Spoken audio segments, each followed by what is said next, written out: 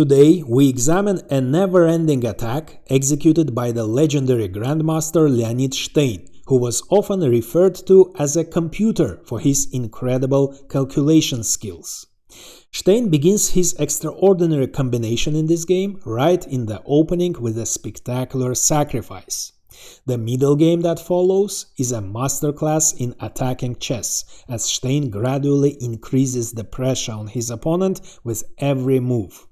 Remarkably, the combination continues even into the endgame, so let's see how Stein maintains relentless pressure throughout the entire game.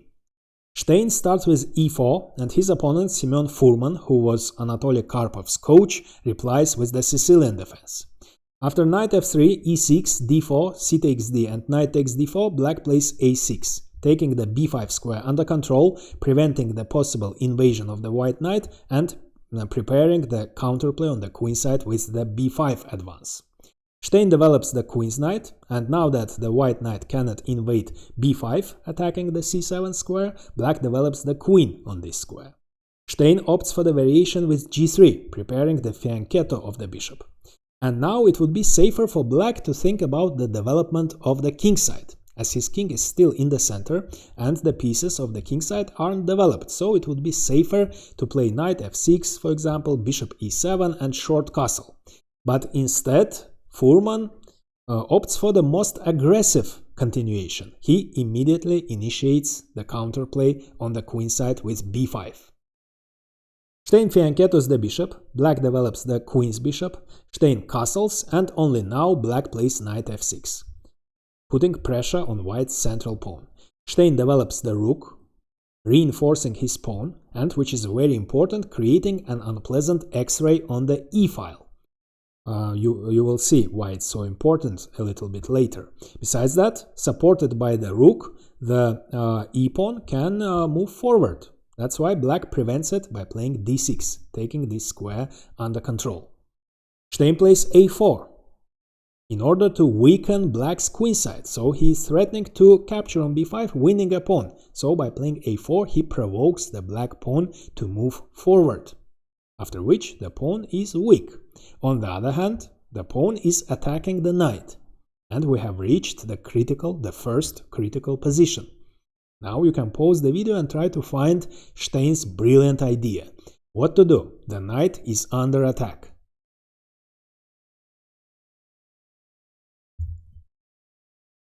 If the knight retreats, black will get a time to finish his development. He will play bishop e7 followed by short castle, and white would lose his initiative.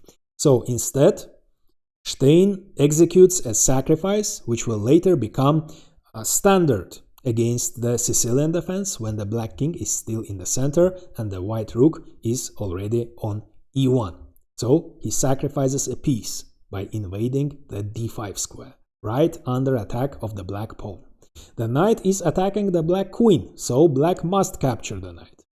If he declines the sacrifice and instead of capturing the knight with a pawn, captures it with a piece, let's say if he captures the knight with his knight, then white will continue his attack with even material, without any sacrifices. So he will get the piece back, e6 would be under attack. Of course, black cannot capture the pawn with the bishop, as white would simply capture, winning a piece, as the e-pawn is pinned and it cannot recapture. So black would be forced to play e5, trying to keep the e-file closed.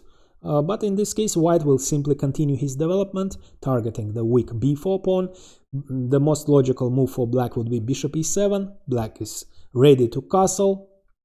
Also, by playing bishop e7, he has unpinned his pawn. Now he is ready to capture the knight, but white can simply play knight f5, and both pawns would be under attack. White wins a pawn and continues his attack. For this reason, Furman accepts the sacrifice. He captures the knight with a pawn. So now black is up a piece. And now we can see the idea behind this spectacular sacrifice. After e takes d, the activity of the remaining white pieces increases dramatically. The file has opened for the rook, so the rook turns into a monster. The pawn has moved away from e4 to d5. That means the activity of the bishop also has increased. The pawn itself is very strong. It restricts black's position. For example, black cannot develop his knight on c6. The white knight gets a great outpost on c6, so sooner or later the knight will invade this square. And of course, which is very important, the black king loses the right to castle. So the king will remain in the center and will turn into a target of attack, because black cannot make the natural bishop e7 move, hoping to castle, as white would simply, as the black pawn has disappeared from e6 and doesn't control the f5 square, the white knight would invade it, attacking the pinned bishop for the second time, and there is no way to save this bishop. Black must castle, white gets a piece back, all his pieces are very active, the rook has invaded the 7th rank, the knight is great, the queen is under attack. After the queen moves, white plays bishop g5 and initiates a devastating attack on the black king on the king side. For this reason, as bishop e7 doesn't work, black must move the king. So the king moves to d8, losing the right to castle. Stein develops the dark squared bishop, pinning the knight. And again, black cannot develop his king side. If he plays bishop e7, again the knight invades f5, attacking both the bishop and the g7 pawn, and the best thing black can do is to return his bishop to f8. For this reason, instead of bishop e7, in order to which would have unpinned the knight, black plays knight d7.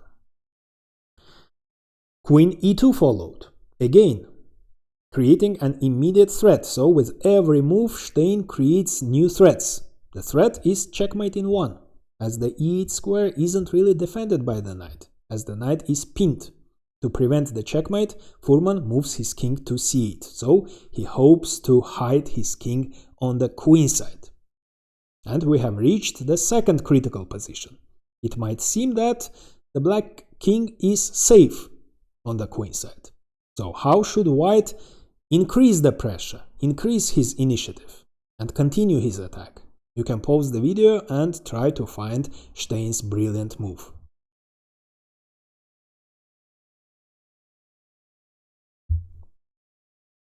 Both the king and the queen are positioned on the c-file, and the only undeveloped white piece is the rook, so Stein plays c3. In order to open the c-file, so he's threatening to capture on b4, followed by rook c1, and that would be the end. Of course, black cannot capture the pawn for the same reason. Of course, white doesn't recapture, instead he plays rook c1 and the c-file opens, that would be the end. For this reason, in order to keep the c-file closed, Furman plays b3, letting his opponent capture the second pawn for the piece. Should white do it? Should he get the second pawn? No, that would have decreased the dynamism of the attack. The knight belongs on the great c6 outpost, and the b3 pawn will be captured by the rook, which isn't doing anything on a1.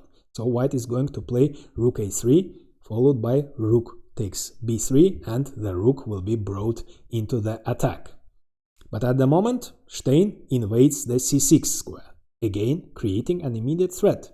The knight controls the d8 square. So white is again threatening to invade e8, sacrificing the queen, and after black captures the queen with the knight, the rook will first capture the knight with a check. The only move would be queen d8, after which the white rook will capture the queen and white will win. So, to prevent this terrible threat, black must eliminate this great knight. So he captures it.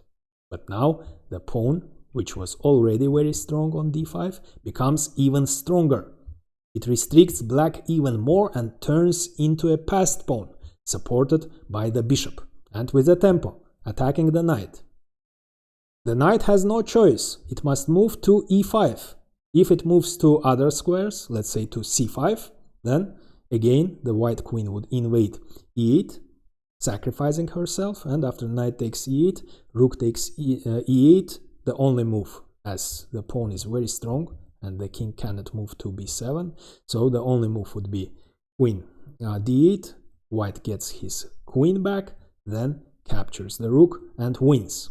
So the knight must move to e5, closing the e-file and also attacking this valuable pawn for the second time, which is defended only once. So what to do? How to continue the attack? Now it's time to bring the last undeveloped piece into the game. So Stein plays rook a3, threatening to capture and invade b7 with a great effect. What should black do? How to defend against this terrible threat?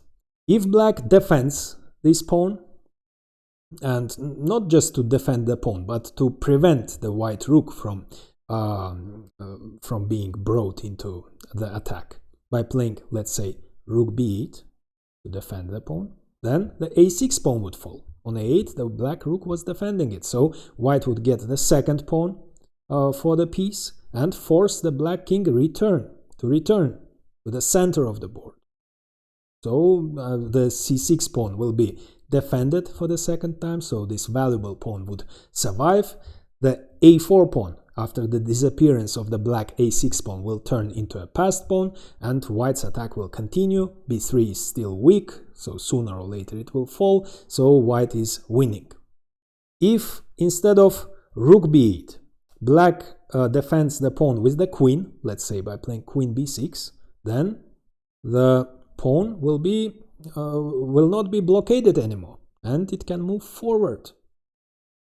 And the bishop would attack the unguarded rook, and after rook a7, which is the only move, bishop e3 is possible, and black is losing material. Both the queen and the rook are under attack, and after the queen captures on c7, white can, for example, capture the rook right away, then capture the pawn. The king side is still not developed. White will play a5, the rook will invade b6, and then a6 pawn will fall, and white's attack will be devastating. What else can black do? Rook b8 or queen b6 don't work. If black eliminates this terrible pawn with knight takes c6, then white simply eliminates the knight, which defended the e8 square, and after g takes f, the queen invades with a check. And what now? If the queen moves to d8, then the knight falls. If the knight moves to d8, then the rook falls. And finally, if the king moves to b7, then white captures the pawn with a tempo, with a check, followed by checkmate in a few moves. For this reason, after Stein played rook a3, Furman decided to finally develop his kingside. So he plays d5, leaving his knight unguarded, as the pawn on d6 was defending it, but now the knight is defended only once and attacked twice, but white doesn't have time to capture it, because by playing d5, Furman opened the diagonal of his bishop, attacking the rook. So Stein captures the pawn, moving the rook away, and now he is threatening to capture the knight. That's why Furman develops the bishop, defending his knight. Now Stein eliminates the knight, which is defending the d5 pawn, so he captures on f6, also demolishing white's pawn structure. Now all black's pawn structure. Now all black pawns are weak and isolated. And bishop takes d5, threatening deadly rook b7. That's why black must eliminate this pawn. Knight takes c6. So what next? Black is still up a piece. Of course, for a piece, Stein has two pawns, but it's not sufficient compensation. And it isn't clear how white can continue his attack. The rook cannot invade b7 anymore. What to do? Stein finds a counterintuitive solution. In order to increase his pressure and increase the activity of his rook, he transitions into the endgame. He plays queen g4 check. Black has only one move, queen d7. If he plays king d8 instead, then after queen f3, white attacks both the knight and also the f6 pawn. after which the rook will also fall under attack. So black must agree to exchange the queens. And after this exchange, the king is deflected from c8, he doesn't defend the b7 square anymore, and white increases the pressure. Rook b7, check. The king cannot move to c8, of course, as the bishop would capture the knight and the bishop will also defend the rook. So black has only one move, bishop c7. Black is still up a piece, but Stein's combination isn't over yet, the combination that he started with the piece sacrifice in the opening. It continues in the endgame. How to continue the attack? It might seem that black has defended against all threats, but Stein continues the combination. The bishop retreats to g2, moving away from the d file, and white is threatening deadly rook d1 check, after which black will lose a piece. After the king moves, of course, the knight would fall. So the only move is rook d8. Also moving the rook away from this diagonal. Now if white plays the intended rook d1 check, it turns out that black defends after king c8. So the white rook is under attack, so white doesn't have time to capture the knight. Besides that, another rook is also under attack.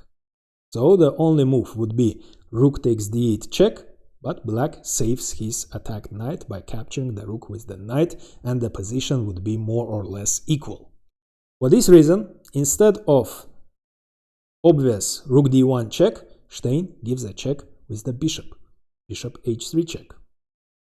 Now the king cannot move to c8, he must move to d6, towards the center. And only now rook d1 check. The king must move to c5, leaving the bishop unguarded, but white cannot capture, he doesn't have time to capture the bishop as his rook is under attack. Neither can white capture the rook. In this case, black would save his bishop, and again the position would be more or less equal. But Stein's attack continues, his combination isn't over yet. He plays b4 check, forcing the black king to move to c4. And now, if he captures, again, black would capture the rook with a check, so the white rook, which would by that time capture the bishop, won't have time to capture the knight. And now you can see why Stein forced the black king to c4. He plays bishop f1 check, closing the first rank with a tempo. And the king cannot capture on c3 because of rook c1 check, followed by rook takes c6. So the king must move to b3. And now that the first rank is closed, Stein captures both minor pieces. First the bishop, and after black captures the rook without check, white has time to capture the knight. And black, in his turn, captures the pawn. And it turns out that black still has a material advantage. He is up the exchange, and for the exchange, Stein has only one pawn. However, all black pawns are weak and isolated, and they are doomed.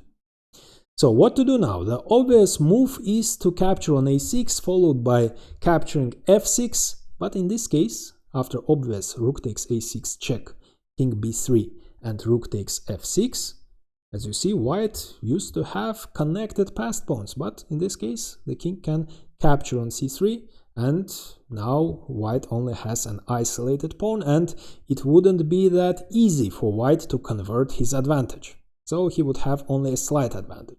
So instead of obvious rook takes a6 check, Stein unpins his bishop. He is not in a hurry. These pawns are doomed anyways, so he plays king g2. Now he might capture the pawn with the bishop, and the rook will keep defending this pawn, and the pawns will remain connected and very dangerous. As his a6 pawn is doomed anyways, Furman sacrifices it with the idea of disconnecting the white pawns. So he is ready to capture on b4. That's why Stein captures, and now his pawns are disconnected. But it turns out that black cannot capture the pawn. In this case, he gets checkmated in one move. So Furman brings his rook. Finally, the king's rook comes into play. Rook d8. And only now Stein, as his pawns are disconnected anyways, captures on f6, also attacking f7. That's why rook d7, defending the pawn. And a6 followed. Now this pawn is very dangerous. Rook c1, attacking c3, and Stein makes another spectacular move. He brings his bishop into play.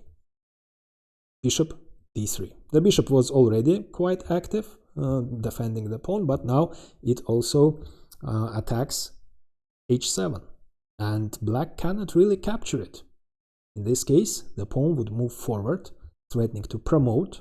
The only move would be rook d8, but rook would invade a6 with a check, followed by the promotion to the queen. So after bishop d3, white not only threatens to capture on h7, also the idea is to play bishop e4, taking under control the promotion square of the pawn, after which, so at the moment the pawn cannot move forward, but the bishop will invade b7, after which white will threaten to move the pawn forward and promote next move. So black doesn't have time to defend his h7 pawn. So he captures on c3, attacking the bishop, and now Stein captures this pawn. Not to capture a pawn, of course, but to make his h-pawn, to transform his h-pawn into a passed pawn. Now both of his pawns are passed pawns. King b4 followed in order to open way for the rook so that it can stop the a-pawn. The bishop moves to e4, rook a3, bishop b7, the pawn will survive. Now the rook must control this pawn, it cannot move away. The second rook must defend f7, so neither of black rooks can move. So Furman moves his king towards the center, king c5, and the h-pawn starts its march, h4.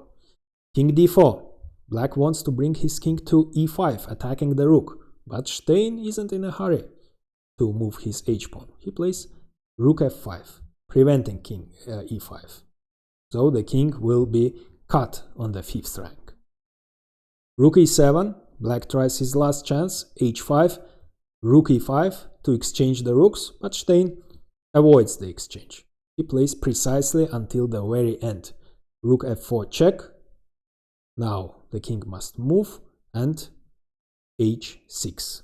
And the pawn is unstoppable. f7 is under attack. If black plays rook h5, of course rook h4 would follow, and after the exchange of the rooks, the pawn will promote to the queen. For this reason, after h6, Furman resigned. And now I recommend watching how Stein paralyzes his opponent and creates a romantic masterpiece. But first, like this video and subscribe, as it's really helpful for the channel growth.